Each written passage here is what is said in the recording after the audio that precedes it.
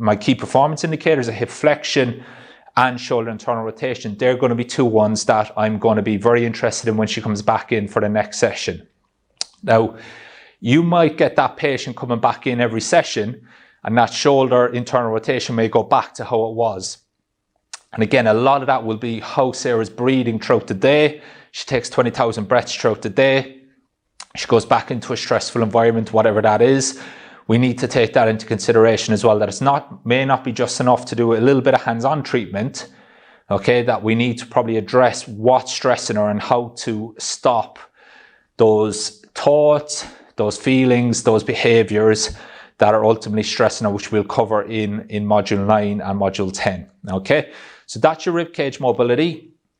The key thing that we want to do is we want to depress and retract. We don't just want to push the ribs down. Now, the last thing that we want to do here is we want to see how Sarah re-inhales, okay? So again, if I get Sarah this time, let's keep your legs straight actually, Sarah, because that's going to be a better gauge of actually the stiffness. So I said if I bent Sarah's knees, I'd expect the ribcage to feel a lot freer. You're going to get a better gauge of a full range of motion of depression and retraction when her legs are straight. So this is just needing the ribcage to go through a further range of motion. Now, what we're interested in here now is how Sarah re-inhales. Okay, so Sarah, if you take a breath in, if you breathe out, okay, so all the way out. And then what we're looking for here when Sarah breathes in is what happens to her lateral ribcage. So take a breath in, okay, and we can see that her lateral ribcage comes out, okay?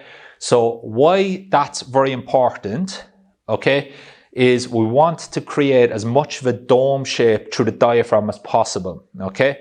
If we can create a dome shape through the diaphragm, then when Sarah inhales and we keep that dome, then the crural fibers of the diaphragm that attach to her lumbar spine, they're the ones that are going to be stimulated. If Sarah inhales and her ribs flare out, then we're losing that dome and the crural fibers are essentially being pretty much passive, okay? So it's the costal fibers that are going to be contracting, okay? So as she breathes in, okay, the ribs are going to flare. We're not going to get a whole lot of tension, time under tension through the crural fibers. If we keep the ribcage depressed and domed, and then we breathe in, then it's the crural fibers that pull the diaphragm down. We can get time under tension, and then we can actually get a low tolerance to the crural fibers to help our core stability, okay? So there's a big difference between the costal fibers and the crural fibers.